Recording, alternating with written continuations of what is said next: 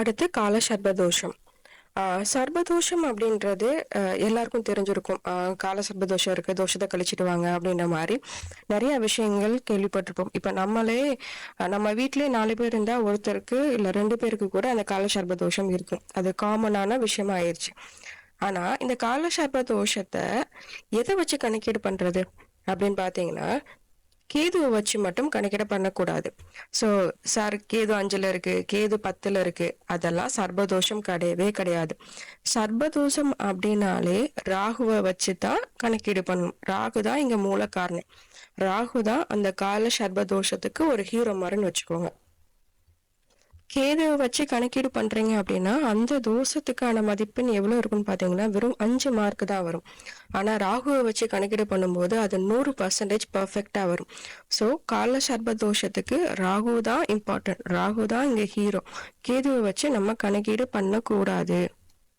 சர்பதோஷம் அப்படின்னு நம்ம எடுத்துக்கிட்டாலே கேதுவை சார்ந்து ஒரு பரிகாரம் சொல்லவே கூடாது. அதை ஃபர்ஸ்ட் மைண்ட்ல வச்சுக்கணும். இப்போ அதுக்கான ரூல்ஸ் எல்லாம் என்ன, எதெல்லாம் காலசர்ப தோஷமா இருக்கு, அதுக்கு என்னெல்லாம் பரிகாரம் பண்ணலாம் அப்படின்றத பார்க்கலாம் ஒன் பை ஒன்னா. ரூல் நம்பர் 1, ராகு பாதகாதிபதியோட வீட்டுல இருக்கிறது. இப்ப உதாரணத்துக்கு மேஷ லக்னமா இருக்காங்க, 11ஆம் வீடு பாதகாதிபதி, அப்ப மேஷத்துல ராகு 11ல இருக்கிறது காலசர்ப தோஷம். ரூல் நம்பர் 2, ராகு பாதகாதிபதியோட சேர்ந்து இருக்குது, அதே மேஷ லக்னம். ஆனா இங்க ராகு சனியோட சேர்ந்து இருப்பாரு. ஏன்னா சனிதான் மேஷ லக்னத்துக்கு பாதகாதிபதியா வருவாரு. ராகு பாதகாதிபதி வீட்டுல இருக்கிறதும் அல்லது ராகு பாதகாதிபதியோட தொடர்புல இருக்கிறதும், பாதகாதிபதியும் ராகுவும் சேர்ந்து இருக்கிறதும் அந்த என்ன சொல்லுது, அந்த ரூல்லே ரொம்ப ஹையஸ்ட் பவர்ஃபுல்லான தோஷத்தை இது கொடுக்குது.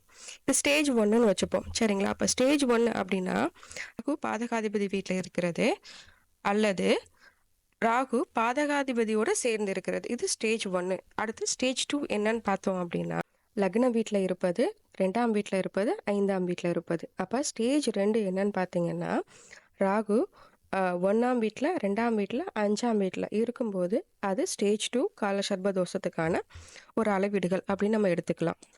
ஸ்டேஜ் 1ல சொன்ன அந்த பாதகாதிபதி அந்த ரூல் தான் இருக்கிறதுல ஹையஸ்ட் பவர்ஃபுல். அப்ப பாதகாதிபதியோட சேர்ந்த ராகு 1ல இருக்கலாம், 2ல இருக்கலாம், 5ல இருக்கலாம். அப்ப இதெல்லாம் ஹையஸ்ட் பவர்.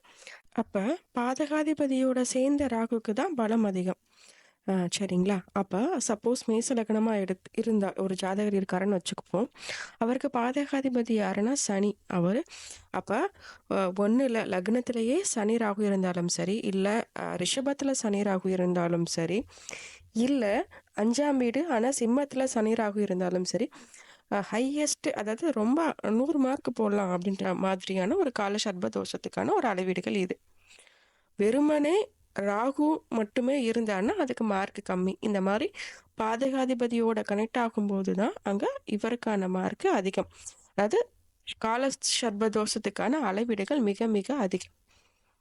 ரொம்ப ஹெவியா இந்த ஜாதகம் கால சர்ப தோஷத்துல அடிவாங்கி இருக்கு, கால சர்ப தோஷத்துக்குள்ள உட்பட்டு இருக்குன்னு அர்த்தம்.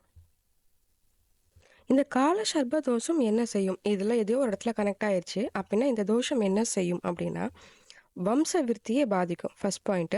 செகண்ட் பாயிண்ட், குழந்தைங்க நம்ம கண்ணு முன்னாடியே நமக்கு பிடிக்காத ஒரு விஷயத்த செஞ்சு வளர்ந்துகிட்டு இருப்பாங்க.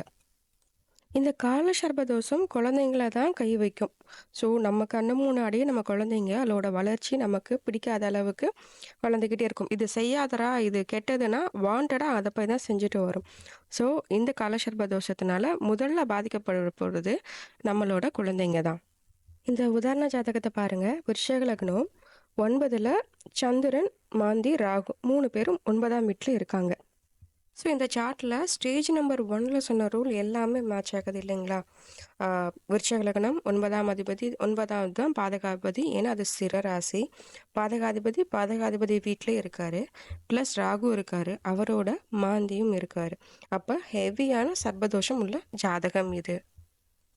அதோட விருட்சகத்துல குரு போட்டுக்கோங்க. இங்க குரு பாக்குறாரு. அப்ப குழந்தை காரகமான குரு 9ஆம் இடத்த பார்க்குறாரு. அப்படின்னா இங்கே என்ன செய்யும் அர்த்தம்னா, குழந்தை இருக்கும், குழந்தையோட வளர்ச்சியை பார்க்க முடியாது. இருக்கு அப்படின்ற மாதிரி ஒரு விஷயம். அது அந்த குழந்தை மேபி ஒரு ஆட்டிசமாக இருக்கலாம், இல்லை மேபி வேறு ஏதாவது ஒரு ஃபிசிக்கலி டிசேபிள்டு ஒரு மென்டலி டிசேபிள்டாக இருக்கலாம். ஸோ குழந்தை இருக்குன்றதை கன்ஃபார்ம் பண்ணுறதுக்கு தான் இந்த குரு விருச்சிகத்திலிருந்து பார்க்குறாரு. ஸோ கன்ஃபார்மாக குழந்தை இருக்குது, குழந்தையோட வளர்ச்சியை கண்முன்னே பார்க்கலாம். இந்த வளர்ச்சின்றது நம்ம சொல்கிறது உள்டா. ஸோ குழந்தை என்ன செய்யக்கூடாதுன்னு நினைக்கிறோமோ அதை தான் செஞ்சுட்டு வரும். ஸோ இதுதான் இங்கே கான்செப்ட். இந்த குரு லக்னத்தோட சேர்ந்து லக்ன வீட்டிலே இருக்கிறதுனால என்ன ஆகும்னா, ஜாதகரோட பொருளாதார வளர்ச்சிக்கு சப்போர்ட் பண்ணும். அதில் எந்த விதமான டவுட்டும் கிடையாது. அந்த ஜாதகரோட பொருளாதார வளர்ச்சி பன்மடங்கு உயரும், நோ டவுட். ஆனால் இங்கே பிரச்சனை குழந்தை தான். இப்போ குழந்தைங்களோட காரகத்துவத்தை தான் இங்கே கை வைக்கும், குழந்தைங்களோட வளர்ச்சியை தான் கை வைக்கும். அதை மட்டும் மைண்டில் இருந்தால் போதும். இது நம்பர் 1 கால சர்பதோஷத்துக்கான ஒரு எக்ஸாம்பிள். இந்த உதாரண ஜாதகத்தில் இந்த கிளைண்ட் என்ன என்ன என்ன மீனிங்கில் வந்து என்கிட்ட பேசினார் அப்படின்னா, என்கிட்ட எனக்கு 2 பசங்க இருக்காங்க மேம். ஆனால் 2 பசங்களில் ஒரு பசங்க கூட ரொம்ப தெளிவாக இல்லை. ஃபஸ்ட்டு குழந்தை பெட்டிலே படுத்து பெட்டிலே எல்லா விஷயமும் போய்கிட்டே இருக்கும்.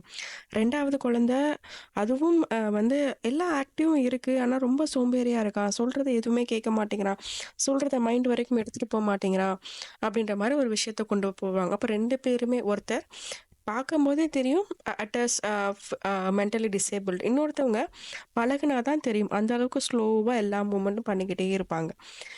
இவர் என்ன சொன்னார் அப்படின்னா, நான் எத்தனையோ குழந்தைங்க இருக்காங்க எனக்கு, ஆனால் இந்த 2 குழந்தைங்கள் மட்டும் பாதிக்கப்படுது அப்படின்ற மாதிரி சொன்னார். அதுக்கு என்ன மீனிங் அப்படின்னா, தன்னால் அங்கீகரிக்கப்படக்கூடிய என்னோட இனிஷியல் வரக்கூடிய அந்த குழந்தைக்கு மட்டும்தான் பாதிப்பு, வேறு எங்க குழந்தைங்கள் இருந்தாலும் பாதிப்பு வராது. இப்போ சமுதாயத்தில் இன்னாரோட அப்பான்னு அப்புறம் சொல்லக்கூடிய அந்த பசங்களால மட்டும்தான் இந்த காலசர்ப தோஷத்துக்கு அடி வாங்க போறாங்கன்னு அர்த்தம். சரிங்களா?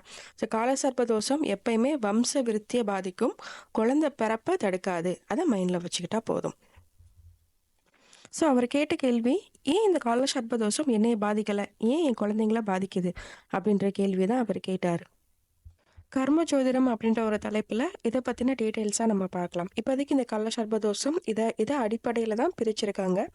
இப்போ இதுக்காக நீங்கள் ஒரு பரிகாரம் செய்கிறீங்க அப்படின்னா, இந்த ராகு 1, 2, 5 பாதகாதிபதியோட தொடர்பு செய்யும் போது இருந்தால் மட்டும் நீங்கள் பரிகாரம் செஞ்சால் போதும். வேறு எதுக்கும் பரிகாரம் தேவைப்படாது. தேவையில்லாமல் செலவு செய்ய வேண்டாம்ன்றது என்னுடைய கருத்து. ஸோ பரிகாரம்ன்றது சேம் அதே அந்த நமக்கு எல்லாருக்கும் தெரியும் இல்லைங்களா, காலகத்தை தோஷத்தில் போய் நம்ம கழிக்க போகிறோம். அதுக்கும் நட்சத்திரங்கள் நாட்கள் எல்லாமே ரொம்ப இம்பார்ட்டன்ட். எப்பயுமே பரிகாரம் செய்கிறீங்க அப்படின்னா தேய்பிரிய நட்சத்திரத்தில் பரிகாரம் செய்வது சிறப்பு. ஒரு புண்ணியத்துக்காக ஒரு கோயில் போகிறீங்க அப்படின்னா வளர்பிரியில் செல்வது சிறப்பு. சரிங்களா? இப்போ தேய்பிரையில் அவங்களுடைய 7ஆம் அதிபதி நட்சத்திரம் நின்ற சாரத்தில் ப்ளஸ் சந்திரன் அவங்க லக்னத்தை பார்க்கக்கூடிய அந்த நாட்களில் செல்லும்போது இன்னமும் சிறப்பாக இருக்கும். பரிகாரம் இம்மீடியட்டாக கேட்கும்.